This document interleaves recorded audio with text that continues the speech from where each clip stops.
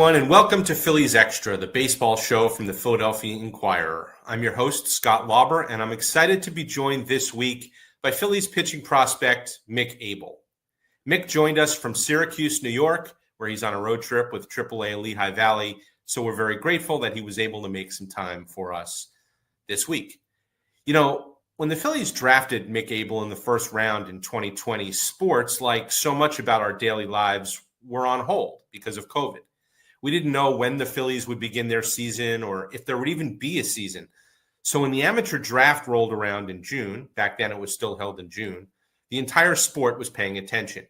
In fact, to illustrate the point, I remember hearing that Bryce Harper called Matt Klentak, who was the Phillies general manager at the time, and said he wanted to FaceTime each of the players the Phillies picked to welcome them to the organization, even though, if you know anything about the MLB draft, the players who were selected don't usually reach the majors for several years, if they get there at all. So yeah, we all had a little more time on our hands than we were used to, even Bryce Harper. Anyway, the Phillies had the 15th overall pick, and they took Abel from Jesuit High School outside Portland, Oregon. As a junior, he went 10-0 with a 1.26 ERA and 111 strikeouts in 72 and a third innings. And Jesuit won the state championship. But Abel didn't have a senior year, his senior season, that is. It got canceled before it began because of the pandemic. The day after the draft, I called the Jesuit High coach, a guy named Colin Griffin, and I remember asking him about Abel's pitch mix. He mentioned a slider and a curveball and noted that they were working on a changeup that Abel never got to throw in a high school game. But then he said something that stuck with me. He said that Abel needed only a fastball to dominate the hitters he was facing. Quote, "I'm not dissing anyone in the Oregon high school level," Griffin told me, "but when you've got kids who are number 6, 7, 8, 9 in any team's batting order, if we throw a changeup, all we're doing is helping them out because we're speeding up their bat." So imagine what it must have been like for Abel to get to pro ball and face hitters who were able to time up 95 miles an hour. You couldn't just reach back and uncork heaters anymore. All of a sudden, he had to change speeds and hit his spots and learn to, actually pitch. And because Abel got drafted out of high school, he's always been among the youngest players at every level of the minor leagues. He was 19 years old in A-ball, 20 when he got to AA, and 21 when he first got to AAA. There was a certain degree of struggle that came with that, but nothing too out of the ordinary. For 3 years, from 2021 to 2023, he moved through the minor leagues at a pretty reasonable pace. Then came last season. Abel made 24 starts in AAA, and he had an unsightly 6.46 ERA. He walked 78 batters, second most in the International League. He didn't have a start without giving up a walk. It would have been miserable for any pitcher, but for someone who was always the most talented pitcher on any team he ever played for, who had the expectations of being a first-round draft pick and a top prospect, well, here's how Abel described it in spring training. "I'd go home and I'd wallow," he said. "I'd look at all of my pitches every hour of every day. It was all I was thinking about, and that's not a healthy atmosphere." It's also one of the reasons I wanted to have Abel as my guest this week, because I'm super curious about how an athlete who never struggled before learns to deal with adversity and come out the other end, because Abel has clearly done that. Going into his start this week in Syracuse for Lehigh Valley, he has a 2.53 ERA in 8 starts. He's third in the International League with 51 strikeouts. There are still some walks, 19, but he's holding hitters to a 215 average. He's back on the prospect map, and if the Phillies have a need in the rotation, he would definitely be a candidate to fill it. Also, as I think you'll see, Abel has an analytical mind. He loves data. He can talk about pitch shapes and horizontal movement and vertical break and other concepts that I think were foreign to pitchers from a generation ago. I've gotten to know him a little bit since that 2020 draft, and every time we talk, I feel like I learn a little something. So, without further ado, here's my sit-down with Mick Abel. Hope you enjoy. Mick Abel, welcome to Phillies Extra from the Philadelphia Inquirer. Thanks so much for joining us. Of course. So first things first, congratulations on a great start to the season, both individually and for the team in Lehigh Valley. I spent a day in Allentown recently. It was Andrew Painter's first AAA start. And it was just clear just from being around you guys for the day that it seems like something really good is going on there. And, as we tape this, you guys are coming off a game in which you scored 10 runs in the 10th inning in Syracuse, which hadn't happened before in franchise history. It really seems to be a nice blend of younger players like yourself, Justin Crawford, and some older guys with major league experience like Christian Arroyo, right? Nabil Krismat, of course, Garrett Stubbs. Can you kind of describe the vibe that's you guys have going on there in Lehigh Valley? And do I have it right that is kind of like a really good mix of veterans and younger guys who are sort of feeding off each other really well? Yeah, no, it's a lot of good vibes. I think a big part of it is that everybody's fighting and clawing their way to, have one of those 26 spots with the big team. And, it's having the older guys and having the younger guys, like it's a lot of healthy relationships. Everybody's trying to help each other get better. There's nobody that's, trying to, I don't know, it's not a toxic environment whatsoever. It's a lot of really good people that, we're just trying to get better together. And, we're all fighting for each other to win, but also get to the next level. I mentioned in the intro how well you're pitching, kind of rattled off some of the numbers, and I want to get to all the things that are going right for you on the mound. But before we dive into that, I think we kind of need to step back for a minute, because part of your story now is the struggle that you went through last season. I used to cover the Mets AA team in Binghamton, New York a long time ago, and I've always been fascinated with guys who've only known success, right, in high school and in college or in the lower minors. And then they get to a certain point in their journey and they have to deal with some real adversity kind of for the first time. It seems to happen to just about everyone. Nobody kind of cruises through the minor leagues. And from talking to you in spring training and other people in the organization, it was clear to me just like, I don't know how miserable things were for you last year between what was happening on the mound every week and kind of bringing it home with you and stewing on it and constantly searching for answers and not getting the results. Can you take me back to last summer and sort of the state of mind that you were in going through that really that deeply for the first time?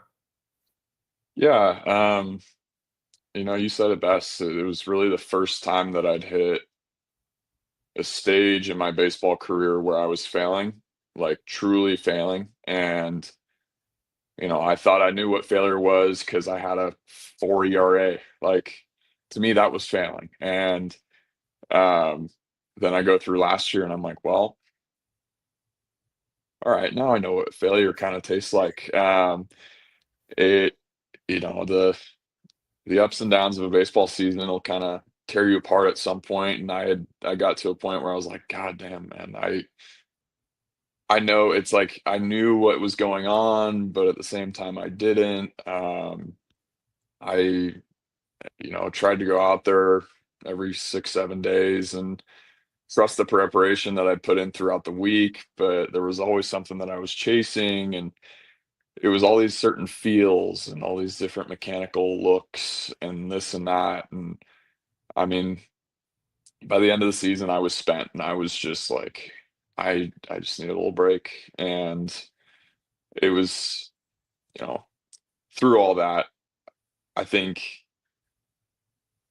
coming out on the other side, knowing that everything that I do with my career is really like everything I can do, it's under whatever's under my control, lies in the off season or lies within my work throughout the week. And those are kind of the big takeaways that I had from last year. And um, I think having a strong off season like I did this year, just kind of getting back to being athletic and keeping things simple, whether that's in my routine and my delivery or whatever I'm doing off the field. It's just finding the simple things that I can do every day to get better and trust that that's going to put me in a position to succeed.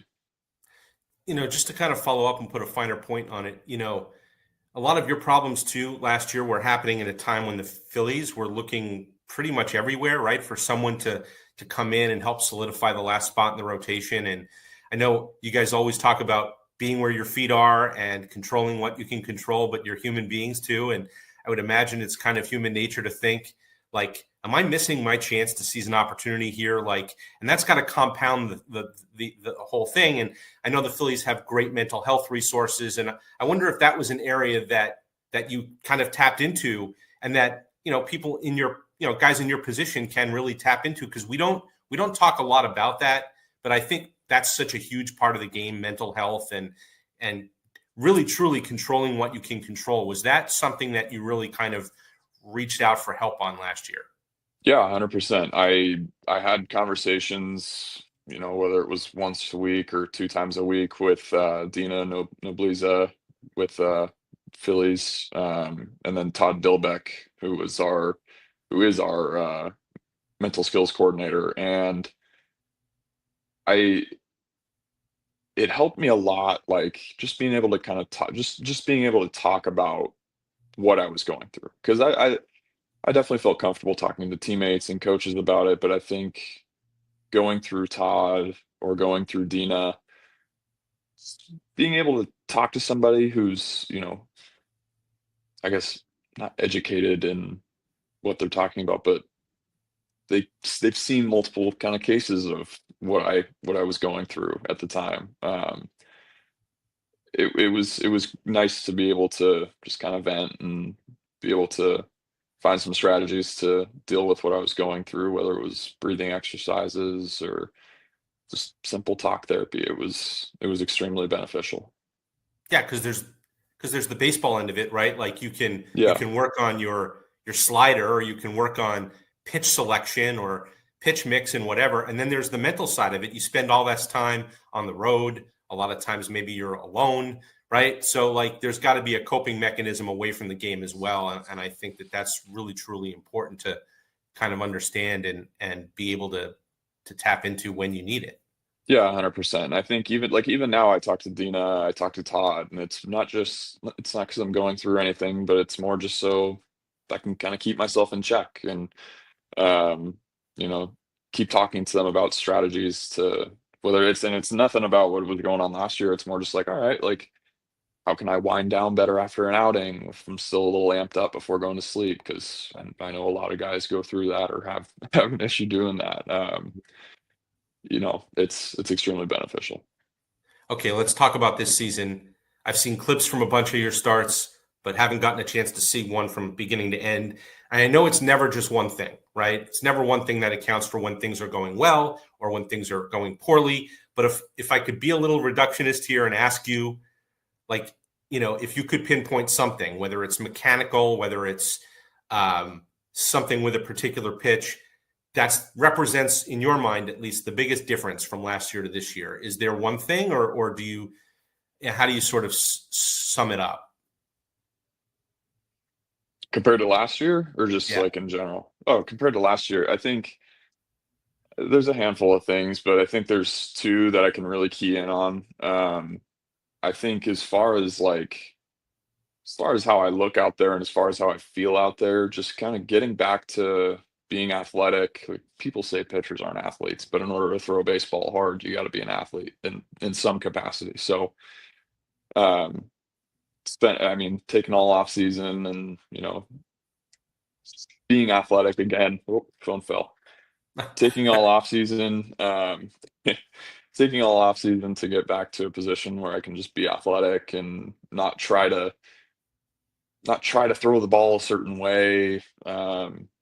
That helped a lot. So I'm not thinking about anything while I'm out there other than trying to compete, but also mentality wise, I'm just trying to attack hitters. It's strike one, strike two, good luck. Like that's kind of how I'm trying to The Jose approach it. And Alvarado mantra.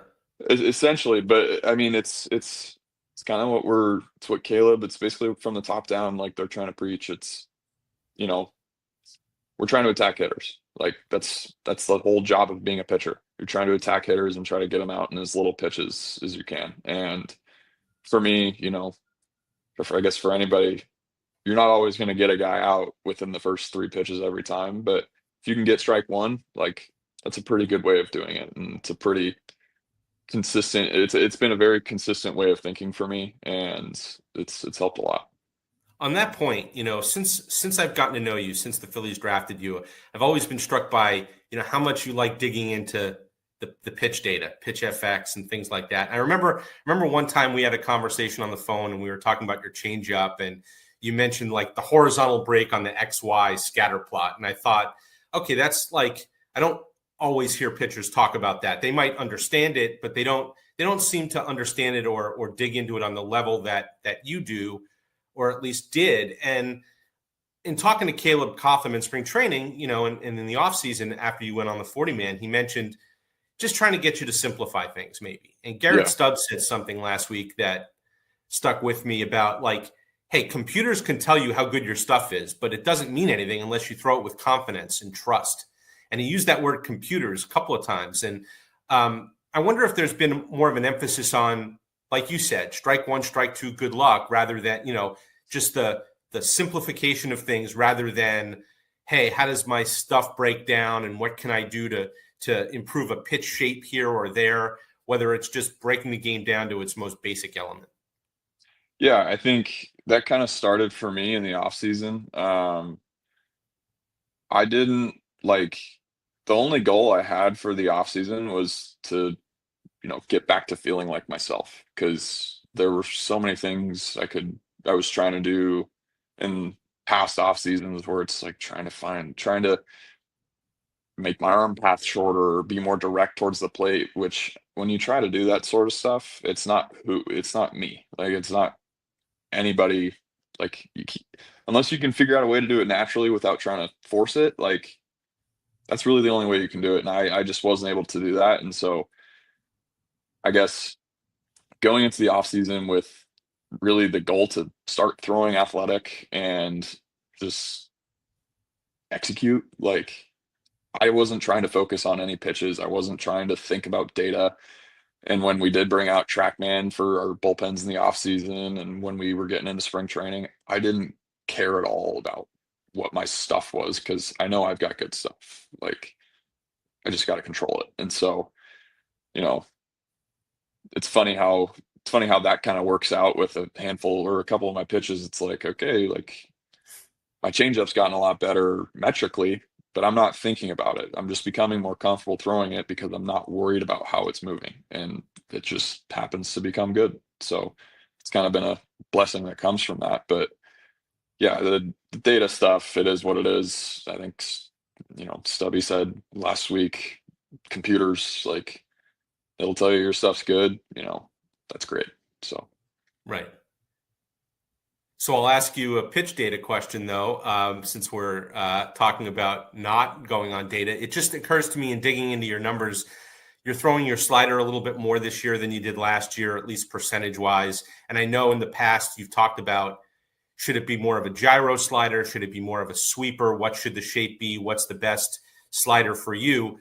I wonder what you settled on and where you kind of stand with the slider right now, because obviously that's one of your most important off-speed pitches, non-fastballs, where you stand with that pitch and how much of a key that's been for you in the success you're having. it's been big. I settled on the gyro slider because that's just what I'm most comfortable with.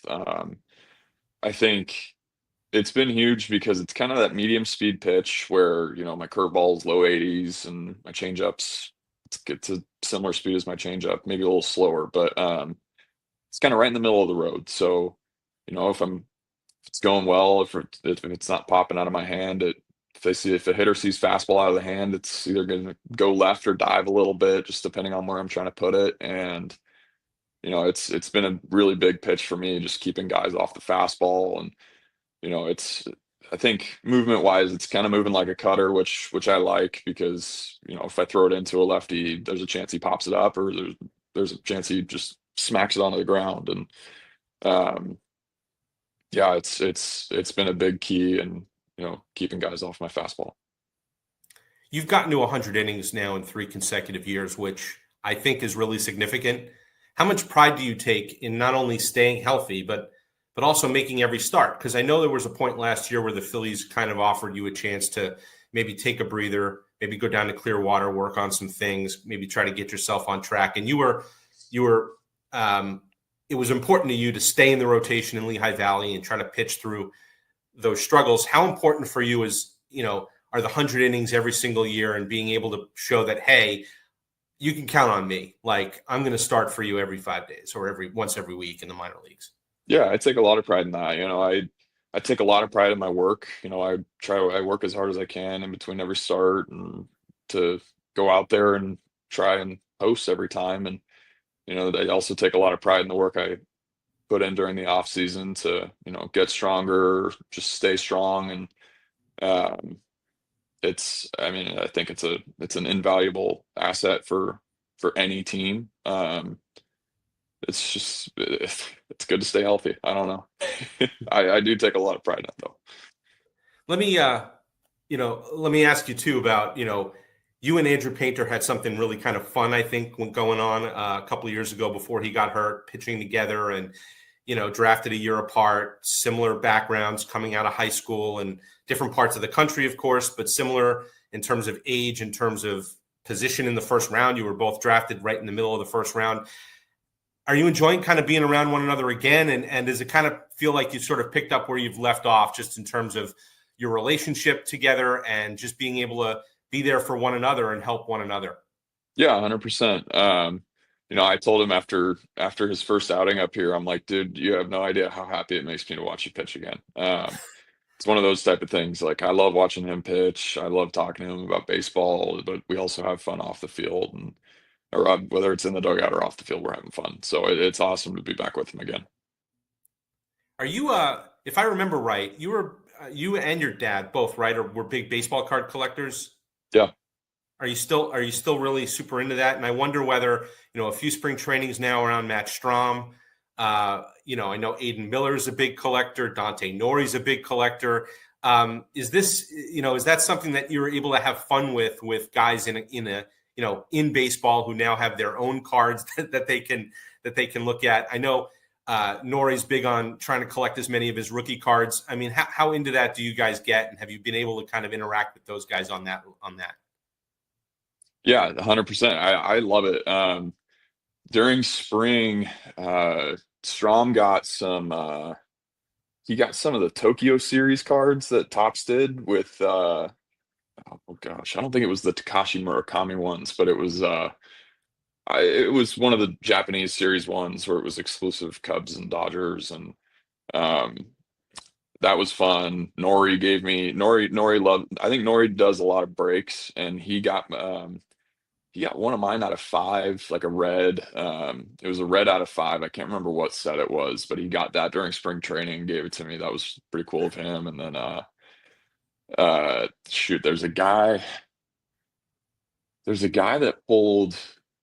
It was a sticker auto. Can't remember what set again, but it was a one of one of me and Aiden Miller, and I DM'd the guy and didn't hear from him for like a month, and then he DM'd me. I still haven't DM'd him back, but I'm gonna try to purchase that one off of him just so I can have that. I haven't ripped too many packs. I mean, I ripped a case of Series One in camp, and I love it. It's fun. It's fun, especially when you have guys that like Strom, like when you have guys like Strom who kind of get guys into it. And he was telling me stories about how guys started ripping boxes. He'd pull up to the clubhouse and they're like, dude, what is this? And I'm like, that's pretty cool. Yeah. So yeah, he brought in a bunch. I want to say it was last year, and I think he's done it a few times. My son's 9. I'm trying to get him into it, and I collected when I was in high school, but like it's so different now. The hobby is so different, and I'm trying to figure out like what one of ones mean and things like that. And what's the best pull you've made from a pack that you've opened or that you've ripped, I guess is. Gosh, when I was in Reading, I'll tell you two, because they're both pretty cool. It was 2 or 3 years ago now. I opened a box of Panini 1-in-1 and pulled a Kevin Durant downtown. I love that card. It just looks great. It's just a pretty card. So that was a cool one. And then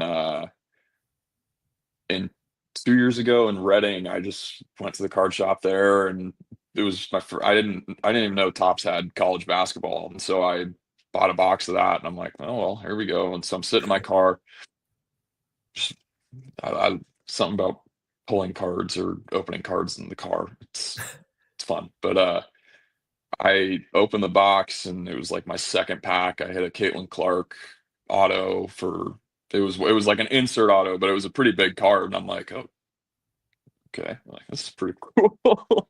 Yeah, My dad he'll send all the cards into PSA like whenever I bring them home, because he'll do his own submissions. He'll throw some of mine in sure. there, and that came back a gem 10, so that was pretty cool.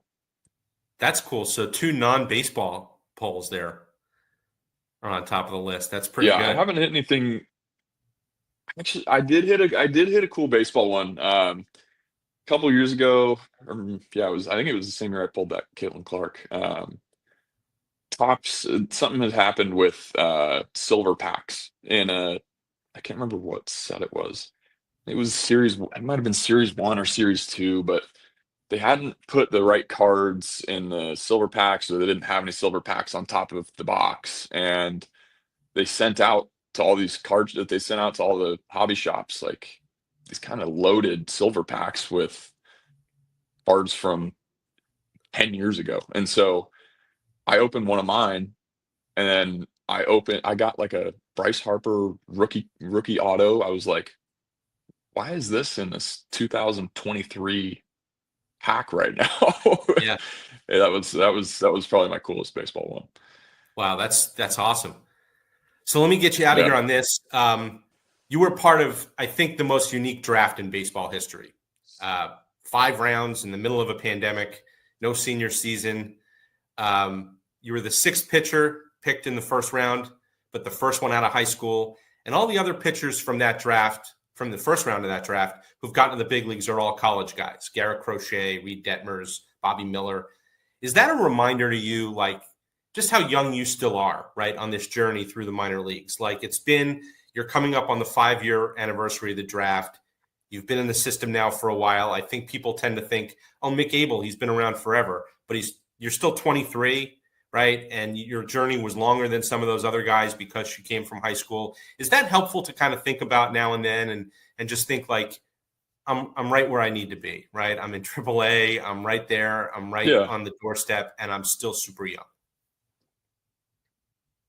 Yeah, 100%. I think it's it was definitely something that I forgot last year. I really lost sight of that. And, you know, there's I mean, it's obviously great to be like part of the youth of the game, because you have all the time in the world. But I wouldn't say I'm not in a time crunch now by any means, but you know, I'm fighting and clawing. Like, that's kind of the position I like to say I'm in right now with my age. Like, I I'm just trying to force my hand and push my way in. Like, I guess that's kind of the mentality, even though I'm 23. So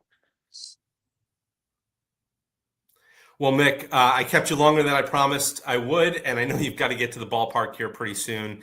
You've got to start coming up tomorrow as well. So I'm grateful that you've shared some of your time with us here at Phillies Extra from the Philadelphia Inquirer. Best of luck to you in your next few starts. I'm going to see you in Lehigh Valley at some point here pretty soon, and hopefully we see you in Philadelphia before much longer. Thanks so much for being with us. thanks, Scott. I want to thank Mick Abel again for being so gracious with his time this week. Let's get to our Reporter's Notebook segment. I'm solo, but here are a few things I wanted to touch on. First, the good. Kyle Schwarber's on-base streak came to an end the other day at 47 games, which marked the fourth longest run in Phillies history. So Mike Schmidt can breathe easy. His franchise record of reaching base in 56 consecutive games is safe. But Schwarber's run underscored just how much better he's getting with age. 10 years into his major league career at age 32, he's no longer just a slugger who, as Zach Wheeler told me, would punish a pitcher for leaving a fastball over the middle of the plate, but was vulnerable in other ways. There was a time early in his career when Schwarber looked like a platoon player. His struggles against lefties were a big reason why the Cubs didn't tender him a contract after the 2020 season. But Schwarber is a better than 300 hitter against lefties since the beginning of last year. Rob Thompson calls him a complete hitter. Hitting coach Kevin Long has been working with Schwarber since they were together with the Nationals in 2021. Here's what Long told me. Quote, Schwarbs is one of the most unique individuals I've ever been around. He was going to be a platoon guy in Washington. He was not going to hit lefties. I said, you're going to have to work at it because right now, if I was the manager, you're going to have to show me that you can put together really good at-bats. So what is he going to do? What does he do? He works his tail off and gets it done. The whole thing's interesting because Schwarber is eligible for free agency after the season. The market hasn't been kind recently to DHs and other one-dimensional players in their 30s. Pete Alonso, for instance, of the Mets, he was looking for a 9-figure contract last winter and ended up with $54 million over 2 years and an opt-out after this season to go back to New York. And Alonso's 2 years younger than Schwarber. When Schwarber came on Phillies Extra a few months ago, I asked if he thought Alonso's experience on the market was a preview of what's to come for him. Well, he sidestepped that question like the pro that he is, but he also said this, quote, I feel like there's a better version in the tank. I'm going to keep trying to make adjustments on a yearly basis. Hopefully those adjustments keep getting me better and better and better to where it's kind of flipping the script. With age comes a decline, right? I want it to be the opposite way for me. Well, 2 months into the season, Schwarber is certainly making his case. Okay, now the bad.